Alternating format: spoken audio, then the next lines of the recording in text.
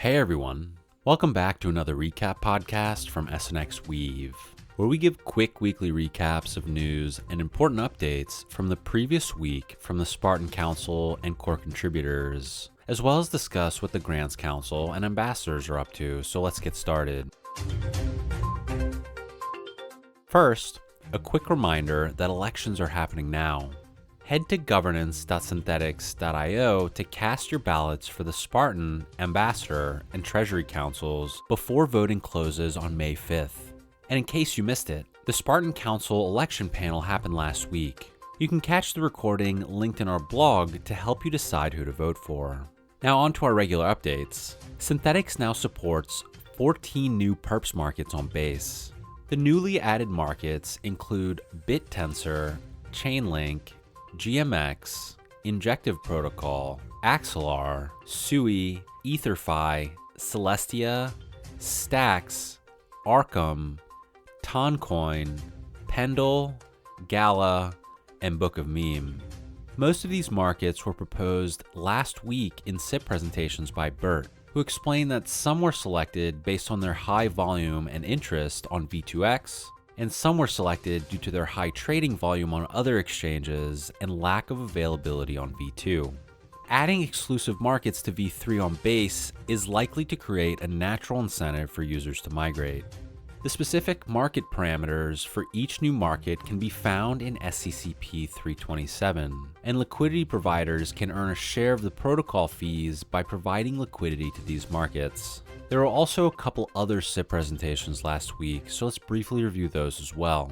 The first was SIP 377 to add Stata USDC as a new collateral type to Synthetics V3 on Base.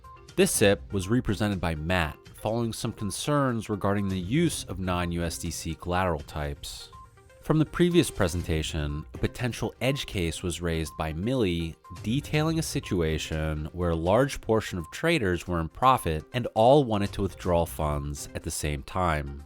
The solution that was proposed, and that is now reflected in the SIP, is to limit the total allowable non-USDC collateral to 50%. Veef explained that the reason all USDC collateral is accumulated into a single pool is to account for this edge case. The need to liquidate Stata USDC would come with an additional step of having to unwrap the Stata USDC to receive USDC. So there should always be sufficient USDC in the pool to cover the edge case so that traders can exit in the native trading currency, which is USDC. The second presentation was SIP 378 for Perps V3 integrated requests and improvements. Presented by Caleb, this SIP proposes 3 Perps V3 improvements that were requested by integrators. The first improvement, requested by Quenta, will remove the acceptable price check on order commitment. This function was implemented for both settlement and commitment, but it should only apply to order settlement. This has been causing issues for integrators because it requires them to push fresh price updates at every commitment, which isn't necessary because keepers push fresh price data at settlement.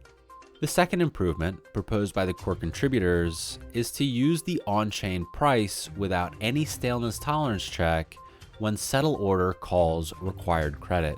This change would increase price staleness leniency when calculating market utilization. The markets are generally correlated enough that exact price data does not significantly influence the utilization calculation.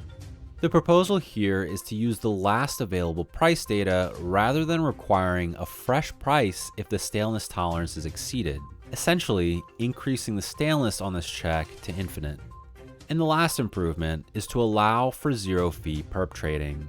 This was a bug surfaced by the core contributors. When attempting to pay integrators their portion of zero-fee trades, there was an error that caused the trade to revert, and this would fix that. And that's it for today's updates. Be sure to check out our weekly recap blog post, share this podcast link, and let us know what you think and what you'd like to hear more about from SNXweave. Thanks for listening.